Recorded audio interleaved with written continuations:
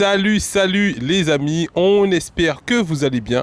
En tout cas, nous, ça va tranquille. On est aujourd'hui dans l'émission Un jour, un militant. Aujourd'hui, on est avec une militante qui est Madame Jessica Daufour, qui lutte effectivement, qui lutte pour faire libérer les 7 grands frères enfermés, emprisonnés depuis le mois de janvier. Surtout son frère aussi, O'Neill Daufour. Donc, on va lui donner la parole. Elle va exprimer effectivement son combat, sa lutte, comme vous voyez sur son t-shirt, libérer les grands frères, aussi avec le t-shirt hashtag Collet qui est juste en bas. Il va nous parler de tout ça aujourd'hui dans sa lutte. Bonjour, bonjour Jessica.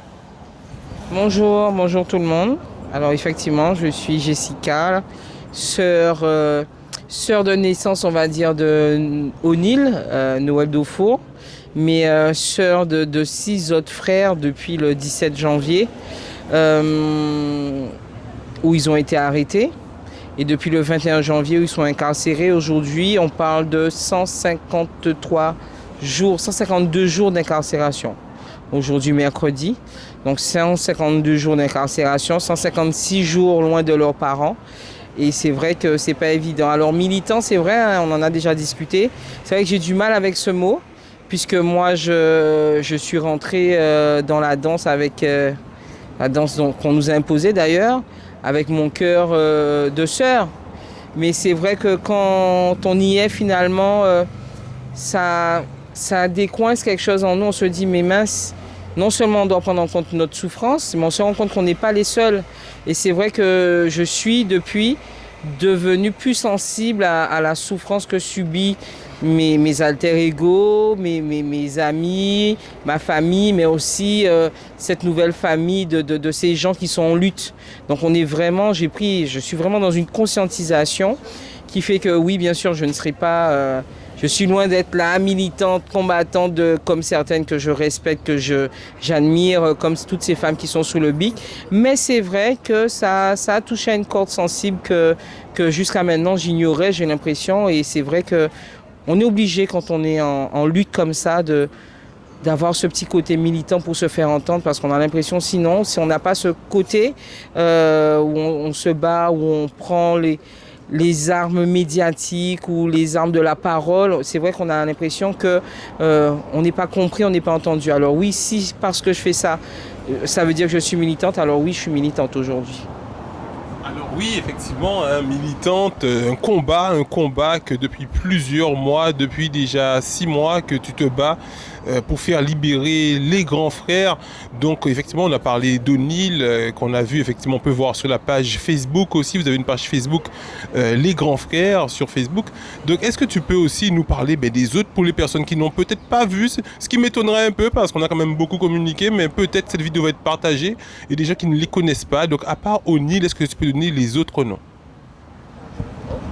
Bien sûr, hein, d'ailleurs, je l'ai toujours dit aussi, il s'agirait que de mon frère. Je crois que toi et moi, on ne se connaisse, on se serait pas connus, mais c'est parce qu'il s'agit de 7 grands frères. Qui sont-ils? Il s'agit de Boana, de Lilo, de Zébris, de Didier, de Bébé, de O'Neill et j'en oublie un. Oh, c'est compliqué. On va reprendre. C'est du live, on va reprendre. Voilà. Il s'agit de Zébris, de Bébé, de Lilo, de Boana, de Didier, de O'Neill et de Samuel. Qui sont incarcérés, comme je disais tout à l'heure, depuis 152 jours. Qu'est-ce qui s'est passé le 17 janvier? Après, je peux vous dire que comme nous, on l'a vécu le 17 janvier, on est informé qu'il y a eu une descente chez mon frère à 6h du matin et qu'il est placé en garde à vue.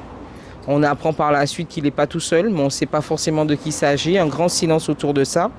S'ensuit 4 jours de garde à vue et depuis le 21 janvier, ils ont été déférés. Ils ont été présentés au parquet et placés en détention provisoire. On leur reproche les émeutes de la crise sanitaire de l'année dernière.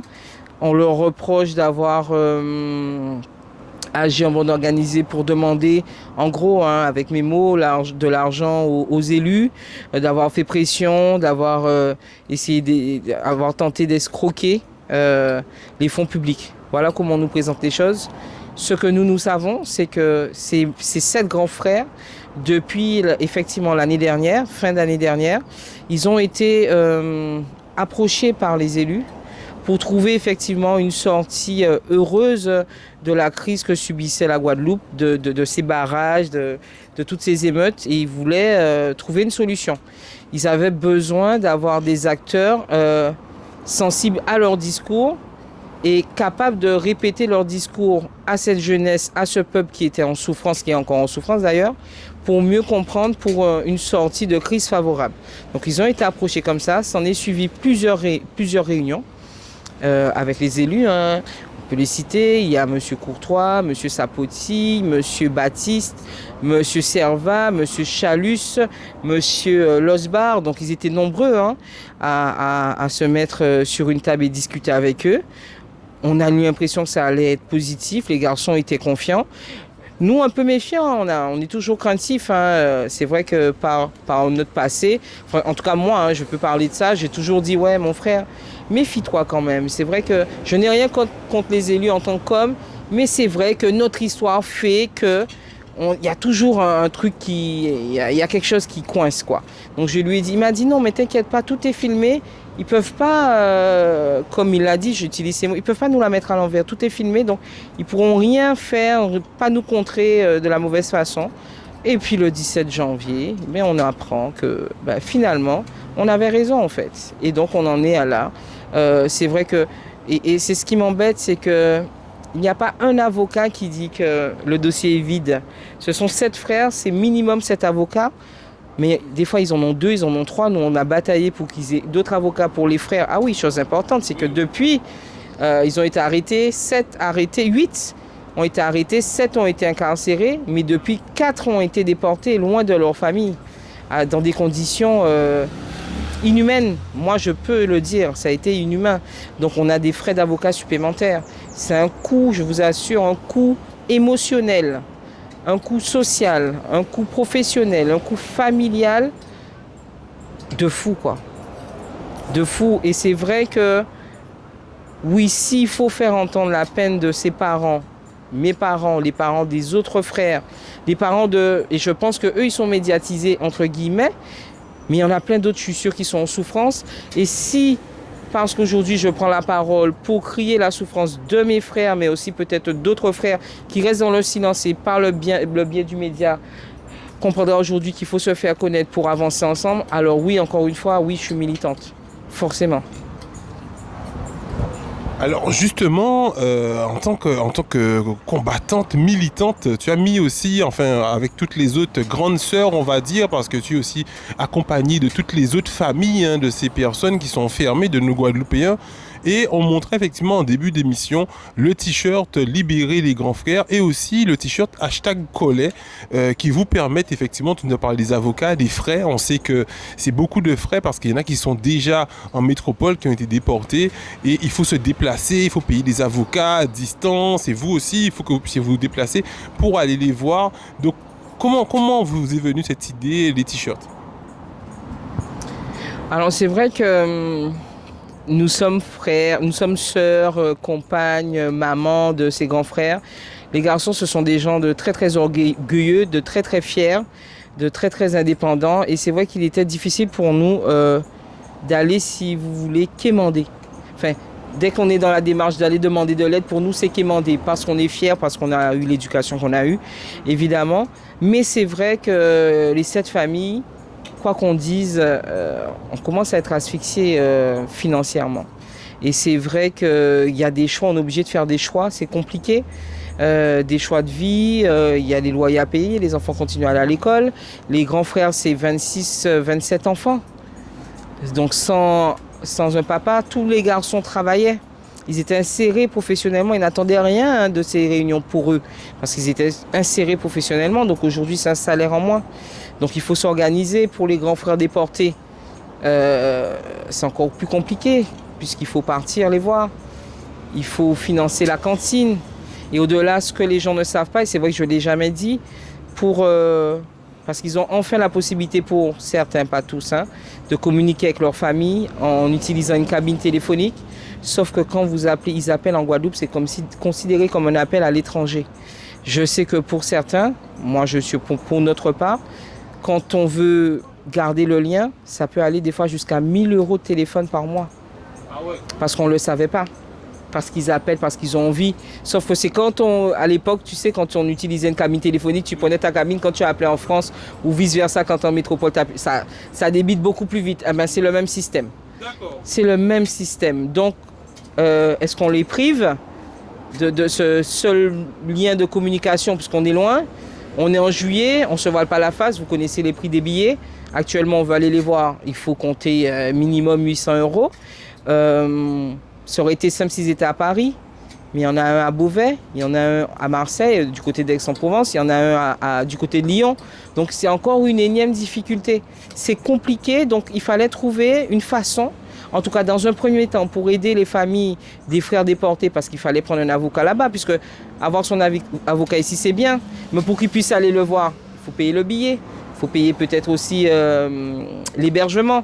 Donc c'était plus simple aussi pour les démarches, pour qu'ils aient un lien, prendre un avocat là-bas. Ce qu'on a fait, sauf qu'il faut le payer. Et donc on a effectivement, j'étais des fois, comme toutes mes prises de parole, je me dis depuis le début, quand je parle, souvent je te l'ai déjà dit, je suis incapable de te dire ce que j'ai dit après. Donc je me dis que je suis dirigé, poussé par une force, voilà, et une force supérieure, je pense. Et ça m'est venu comme ça. J'en ai discuté avec les sœurs, parce qu'il y a beaucoup de sœurs au combat, les compagnes, les sœurs, les mamans. Je leur ai dit, ouais, #collet, partir de... En fait, c'est venu de l'émotion qu'on a ressentie. Dans un premier temps, c'est la colère. Et on est parti, je suis là, collet, qu'est-ce que ça pourrait dire? On peut aller plus loin. Et j'ai regardé, conscience. Et puis c'est devenu, ouais, effectivement, ce qu'on est en train de prôner, ce qu'on est en train de défendre. Le peuple guadeloupéen, c'est quoi? Là, actuellement, ce que ça doit être, c'est conscience, c'est honnête, c'est l'unité et c'est élévation de l'esprit. C'est voilà, c'est vraiment ça. Et du coup, je me suis dit, mais on va faire des t-shirts.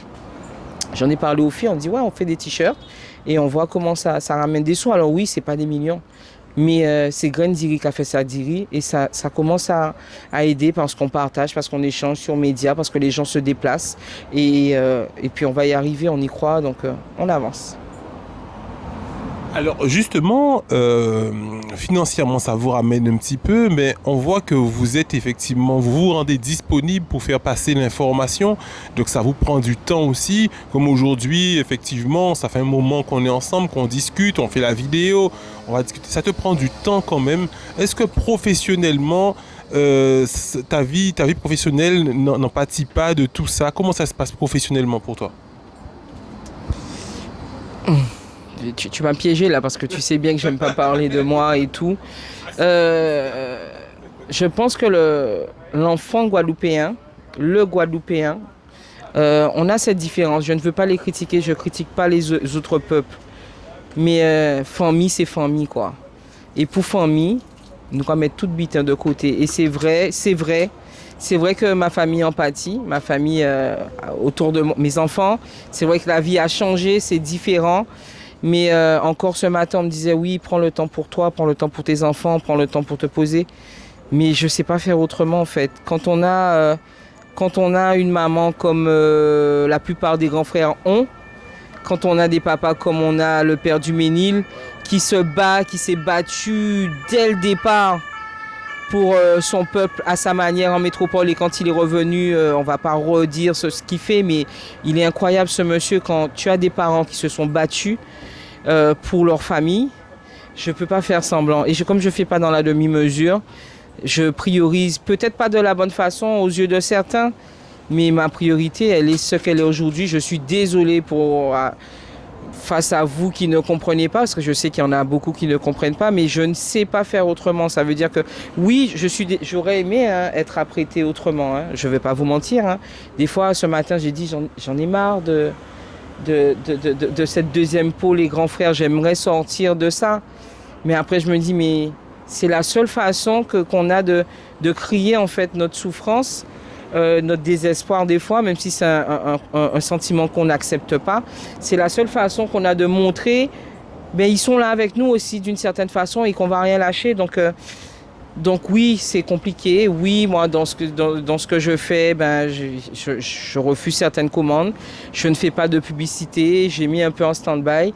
C'est mon choix parce que je sais qu'en face, mon frère, les autres frères feraient exactement la même chose. Donc je me dois aussi d'embrasser leur façon de faire, d'embrasser leurs convictions, leurs valeurs et d'agir comme eux, ils auraient agi s'ils étaient à notre place. Et je suis persuadée que chacun d'entre eux aurait fait comme nous sommes en train de faire.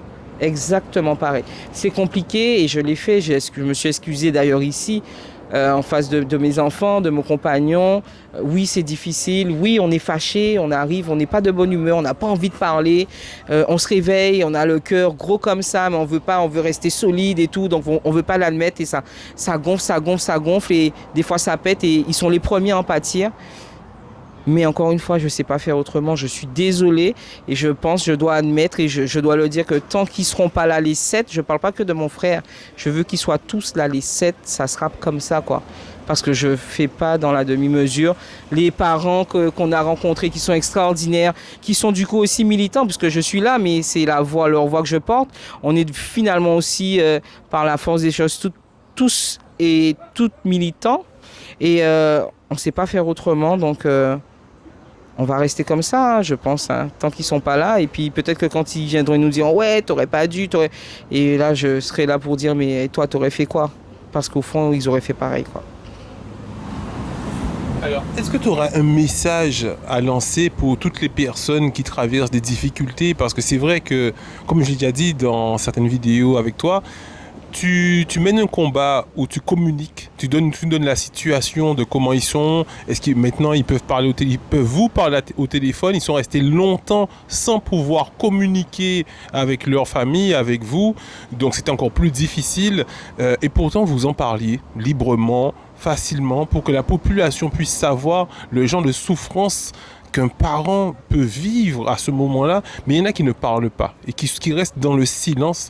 Donc il y a beaucoup de personnes qui sont dans la situation que tu vis actuellement et qui restent dans le silence parce qu'ils se disent que de toutes les façons, en passant par parler, alors que toi, tu n'étais pas forcément quelqu'un qui avait des formations pour être une oratrice aussi performante. Tu es en freestyle, comme tu le dis, tu n'écris pas des textes pour dire que tu parles avec le cœur.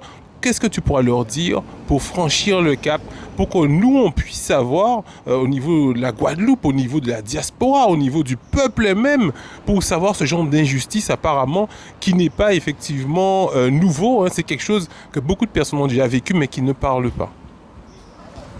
Alors tu me parles là et l'émotion me vient, tu me dis qu'est-ce qui fait qu'on parle aussi librement de notre souffrance, parce que je pense tout simplement qu'au-delà de... Enfin, on est fiers en fait d'eux, parce qu'on sait ce qu'ils ont fait et ce qu'ils n'ont pas fait.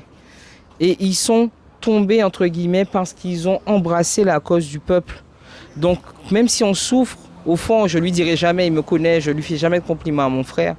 Parce que bon, des fois, il peut être prétentieux face à sa grande sœur. Donc, je lui dirai jamais directement, mais ouais, punaise, je suis fier quand même. Après, il ne faut pas que ça dure trop longtemps. Et je sais que les femmes, les sœurs, les mères, les frères, les pères, M. Duménil est très fier de son fils. Madame Duménil, pareil. La maman de Zébris aussi, elle est très fière de son fils. Les parents de Lilo, si tu permets, c'est un peu plus compliqué parce que lui, il n'a toujours pas droit à la cabine téléphonique. Il est isolé depuis une sœur jumelle qui n'est pas en contact direct avec lui depuis qu'il est parti. C'est très, très compliqué.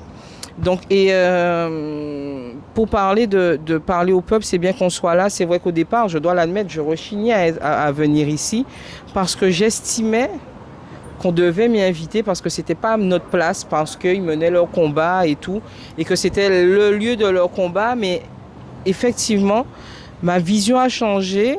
D'ailleurs, ça tombe bien qu'on en parle quand Kémy Séba est venu. Kémy Séba est venu, alors qu'il est plus jeune que moi, de très peu, mais plus jeune quand même, et qui m'a fait comprendre par la force du combat qu'il mène depuis des années, avec les risques qu'il prend, que lui se soit déplacé, qu'il soit venu sur là où on est là, parce qu'il a estimé que c'était un lieu c'était aussi son combat, qu'il fallait l'embrasser, parce qu'on est clairement dans une convergence des luttes. c'est là où j'ai compris, et d'ailleurs j'ai rencontré aussi à ce moment-là des femmes formidables comme Roro, comme Mouna, qui m'ont fait comprendre, mais en fait, oui, c'est ta place.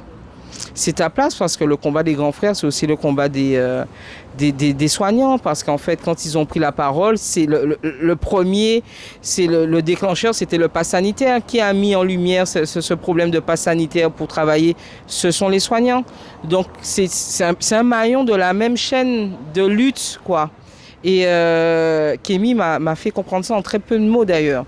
Et je pense, si je peux un peu piquer, c'est vrai que la patience qu'il a eue, cette façon de venir vers moi, de prendre le temps de m'expliquer les choses.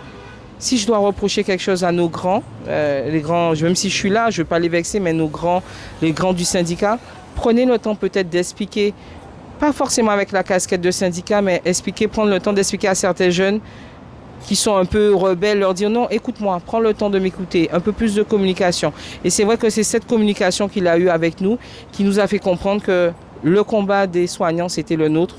Notre combat, c'était le leur. Et qu'il n'était pas question que le système mis en place par l'État, tout ce qu'on sait, nous divise. Parce qu'en fait, quand on est divisé, on a du mal à avancer. Seul on avance, ensemble on va plus loin. Et c'est vraiment ce qui m'a fait comprendre par sa force, par son discours. Et surtout quand il a dit que lui est comme moi, je le dis, moi je suis pas venu, je suis pas un berger.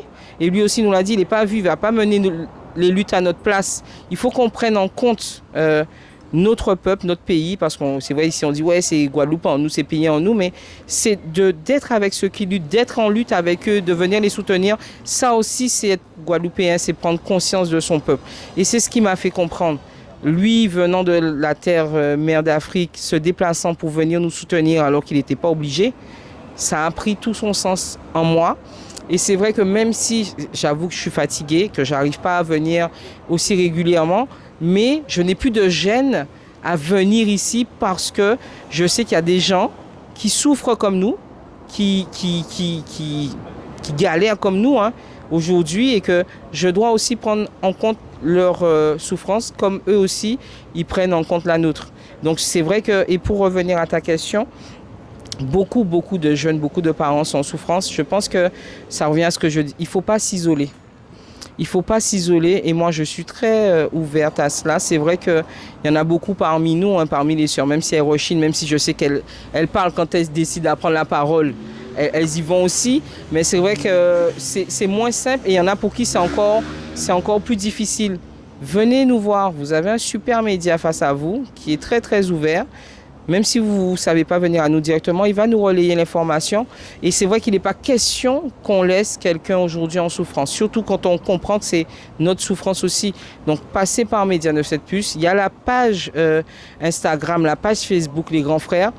2 mots, 4 paroles, et nous lève les autres. Il faut vraiment pas courber les chines, ne pas avoir honte. Parce que quand la honte s'immisce, c'est vrai qu'on a plus de mal à embrasser le combat et à avancer. Mais on n'a pas à rougir, on n'a pas à avoir honte de ce qu'on est en train de vivre en Guadeloupe. On n'a pas à avoir honte du combat que mènent les grands frères. On n'a pas à avoir honte du combat que mènent les soignants. On n'a pas à avoir honte du combat pour le chlordécone. On n'a pas à avoir honte du combat pour Clodo. On doit être fiers parce qu'en fait, on est un peuple fier. On a des descendants qui étaient fiers. Il est temps aussi d'être fier. Faut pas en coin à autres, on doit dire ouais, garçon moi la jole, on sait qu'elle pas fait rien. Ouais, mais quand moun qui dit là que savent qu'elle la jole. Non, nous ni cette la jole là. Ni sept moun qui la jole et nous pas honte. Zopani a honte. Si zo certains ti moun a autres, qu'on nous certains ti moun en nous, zopani a honte. Si zo pas savent ça pour zo faire, criez nous, vin voir nous, passez par Média 97+, vin si bic là, zo que trouver un monde qui écoute les autres et que ça répond à besoin aux autres. C'est très très important. La convergence des luttes, le vivre ensemble, le être ensemble, je pense que là aujourd'hui, en 2022, après 2021 qui était difficile, il faut vraiment prendre conscience de ça. Je pense que c'est le point de départ de quelque chose de très grand pour tout le monde en fait. Il faut être ensemble, il faut vivre ensemble, il faut apprendre et avancer ensemble. C'est vraiment ce que je tire de la leçon des grands frères, des soignants, de toutes ces personnes qui aujourd'hui sont d'admirables militants finalement. Alors, tu nous as parlé effectivement de Kémy Séba. C'est vrai que Kémy Séba, c'est toi qui a fait que je l'ai connu aussi, hein. C'est vrai que j'ai connu quand tu m'as dit mais Kémy Séba va venir bientôt en Guadeloupe. Je me suis allé me documenter et j'ai vu que c'est quelqu'un qui se bat, qui s'est battu et qui se bat encore depuis plusieurs années pour les causes, effectivement, pour la liberté, pour plusieurs combats honorables. Alors, est-ce que tu peux nous expliquer un peu comment s'est passé cet entretien? Comment tu l'as appelé, comment il a fait, en combien de temps il est venu, il s'est rendu disponible pour les gens qui ne savent pas un peu, quelqu'un qui se bat réellement pour le peuple, comment il peut se rendre disponible pour le peuple? Alors c'est vrai que quand on a été plongé dans ce combat, on a essayé de frapper à toutes les portes, hein, tous les médias, tous les gens qui pourraient être sensibles à ce qu'on était en train de vivre.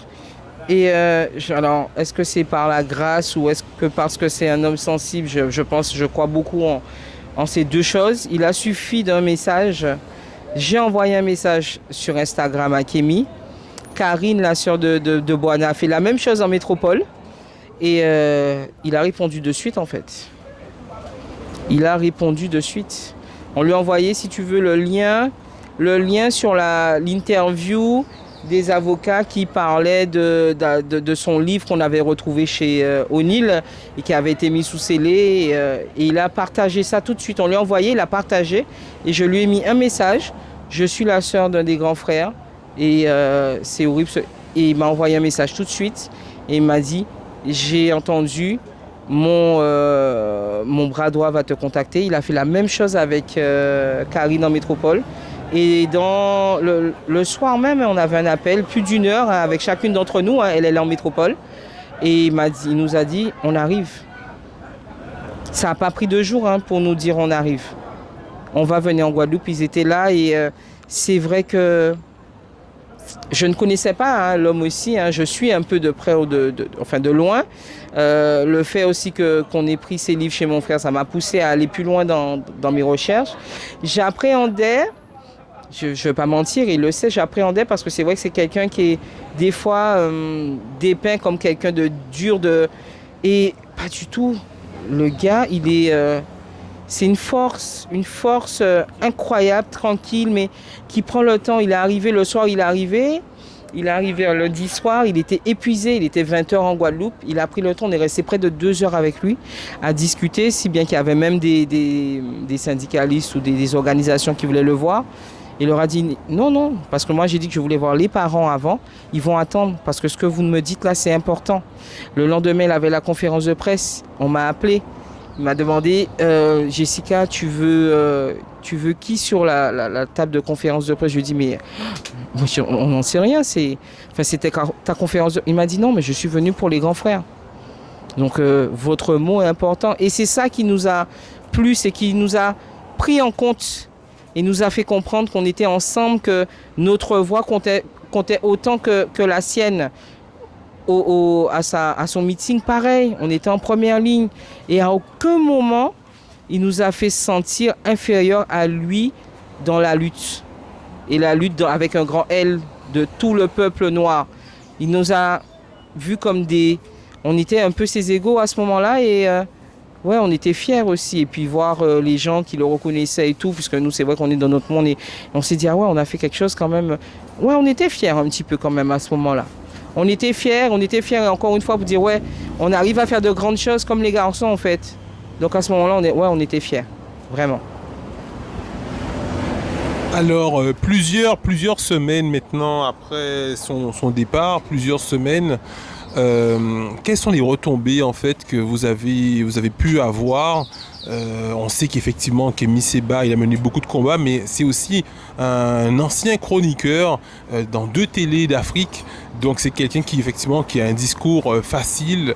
Donc quelles sont les retombées que vous avez pu avoir de ce militant qui était de passage en Guadeloupe?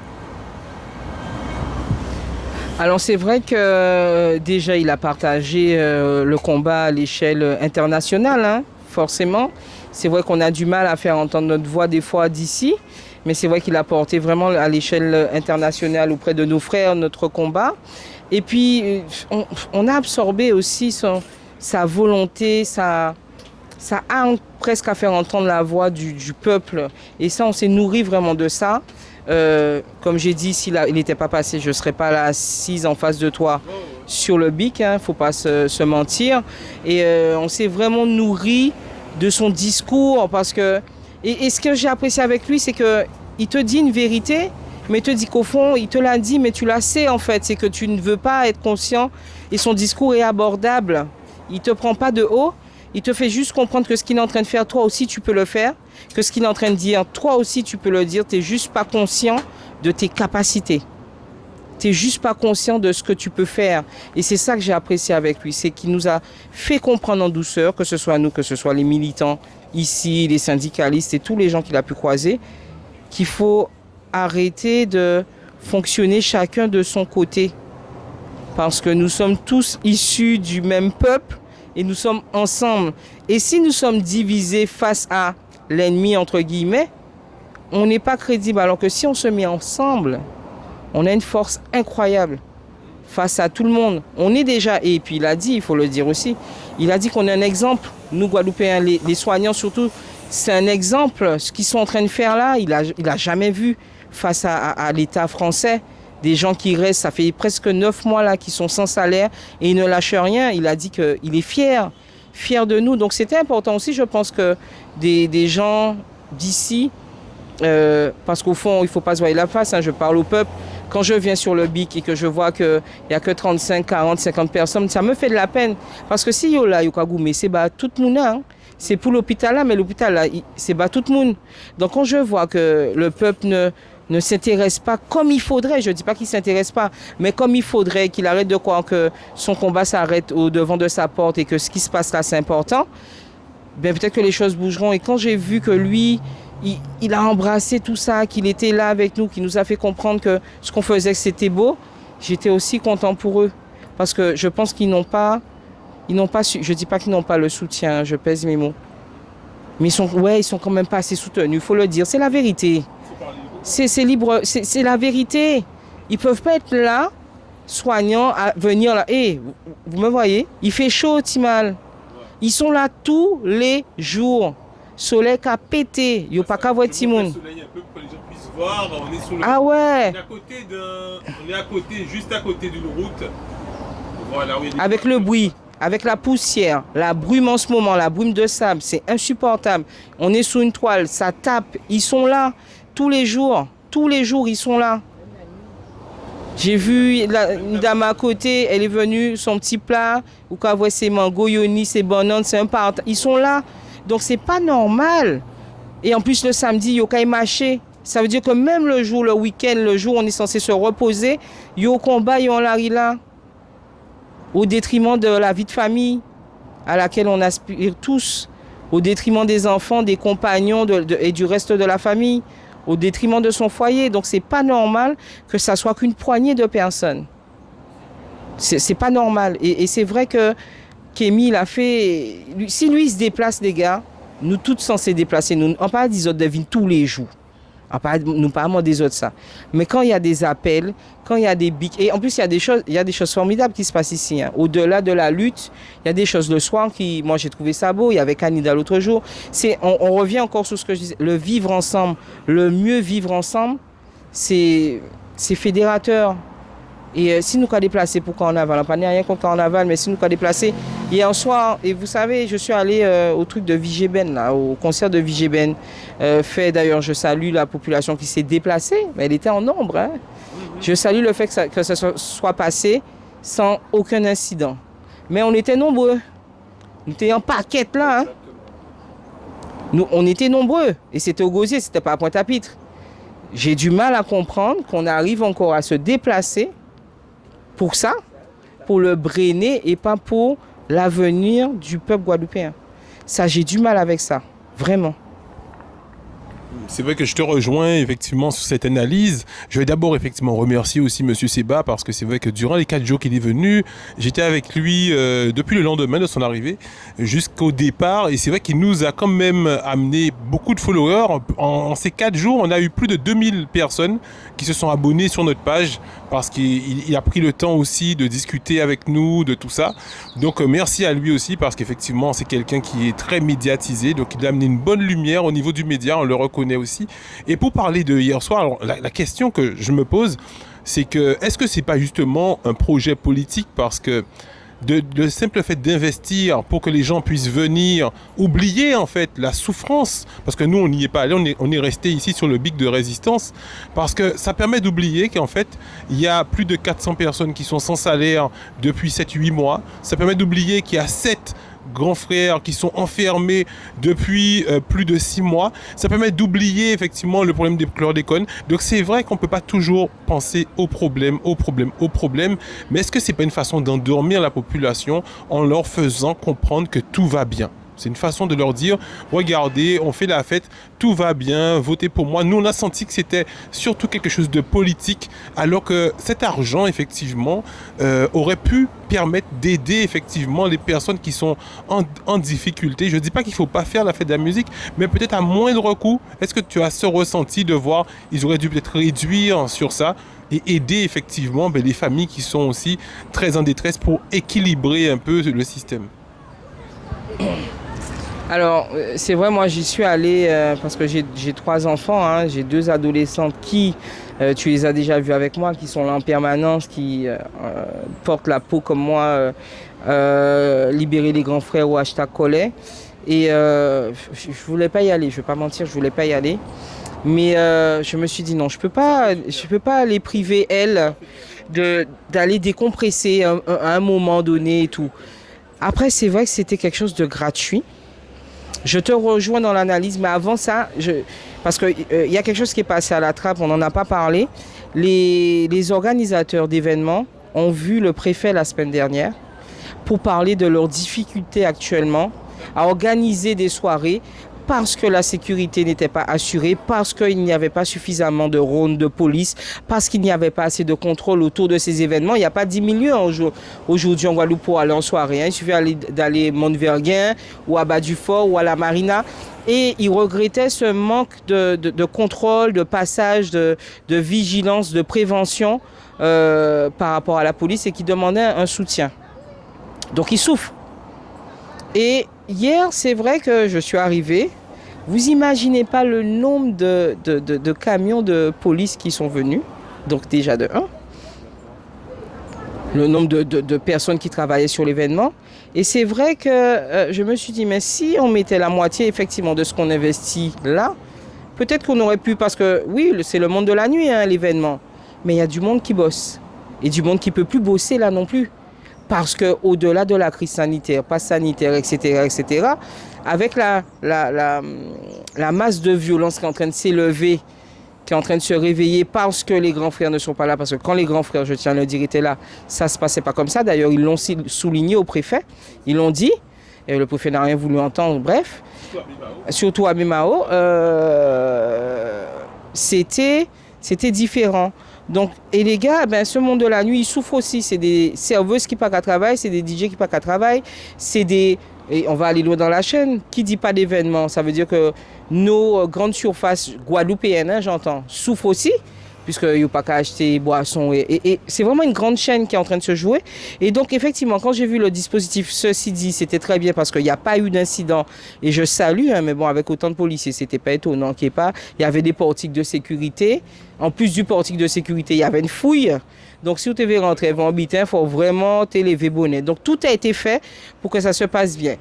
Après, quand j'ai vu monsieur C venir sur la scène comme un grand sauveur, ouais, je me suis dit, oh, en plus ça dit, ah, oui, il faut montrer qu'au Gosier, que la Riviera du Levant, déjà mettre en lumière, oui, même si c'est Riviera, donc Riviera du Levant, tout ça qui n'arrêtait pas là, c'est important, restant là, pas important. Bref, et ouais, je me suis dit, ouais, c'est un petit peu politique parce que, bon, je ne suis pas de près la politique. Mais je sais que bon, on lui cherche des noises. Donc oui, avec mon fond parler, je suis obligé de dire, ouais, là, c'était la solution. Je dis, ouais, Pep Guadouzi, à Kabazotamisement, songez que des mains. Ouais, on aurait pu penser ça, effectivement. Après, Il faut que chaque personne soit consciente. Les gens disent allez voter, pas voter. Mais soyez conscient de vos décisions. Vous ne pouvez pas avoir autre chose que ce que vous aurez ou ce que vous avez décidé en fait. Et ça passe par le vote, ça passe par plein de choses. Donc si effectivement le peuple est prêt à accepter ce discours, ces événements, sans penser à l'après, c'est leur choix. Moi j'y étais pour mes enfants parce que, voilà, elles avaient besoin de souffler. Est-ce que ceux qui ne viennent jamais sous le bic comme eux, est-ce qu'ils ont besoin de ça aussi? Ouais, j'aurais aimé qu'ils disent oui, vous savez, les soignants, ce sont des enfants, ce sont des frères. Nous allons organiser, parce que nous sommes conscients de leur souffrance, nous allons organiser un événement pour leur permettre de souffler sans réflexion, sans se dire mais qu'est-ce qu'on va manger? Tout est mis à disposition pour cette population en souffrance. Ouais, j'aurais kiffé ça. Je serais venu et là, j'aurais eu mon sourire. Mais hier, j'étais avec mes enfants, mais je souriais pas parce qu'en fait, je pensais aux frères, je pensais, voilà, je suis là, mais le cœur n'y est pas. Parce qu'il y a des combats qui sont en train de se mener et que là, c'est vrai que c'était pas criant du combat qu'on est. Mais on est là parce que Timouna moi faut aussi souffler, comme les enfants, les autres enfants, les neveux, les nièces des frères, des soignants, parce qu'on est asphyxié là, on n'en peut plus. On a envie qu'on soit entendu, bon ça passe pas, on prend. Mais c'était hier soir et là aujourd'hui je suis devant toi parce qu'au-delà de ça, ça m'empêche pas d'oublier ce qui mène ma vie malheureusement maintenant. Enfin malheureusement. Parce que après moi je suis fier de ce que je fais pour lui, j'espère qu'il sera fier quand il sortira, parce qu'ils ne sont pas au courant, mais autant de Monsieur Duménil, Madame Duménil, la maman de Zébris, la femme de Boana, sœur de cœur, Karine, la sœur de Boana aussi, elle fait un travail extraordinaire. On est tous dedans, on est tous ensemble, il y a des choses extraordinaires et j'espère qu'ils seront contents, quoi. Mais on souffre, mais on n'oublie pas le combat premier qui est la libération des grands frères, c'est sûr.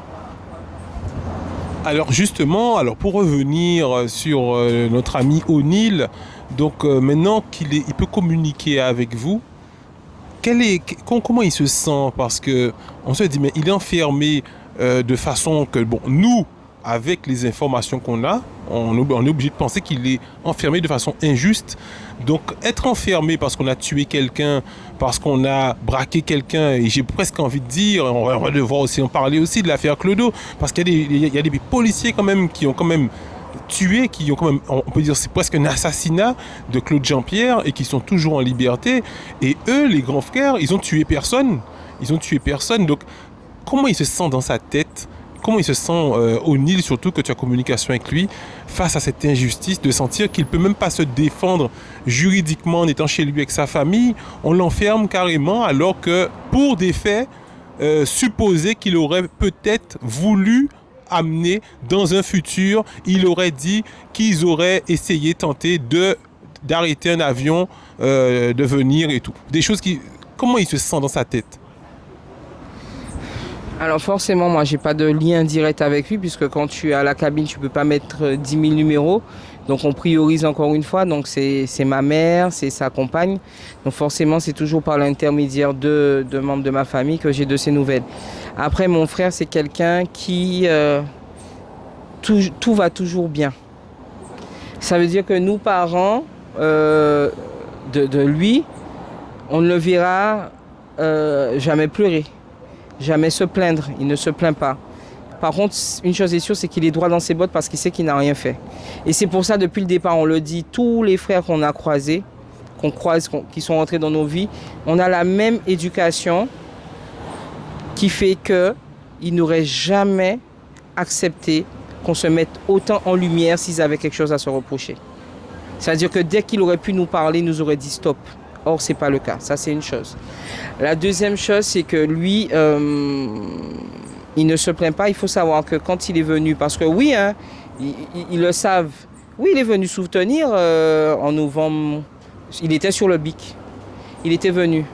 Et vous savez comment il est venu? Il est en arrêt maladie, mon frère. Il avait une sciatique.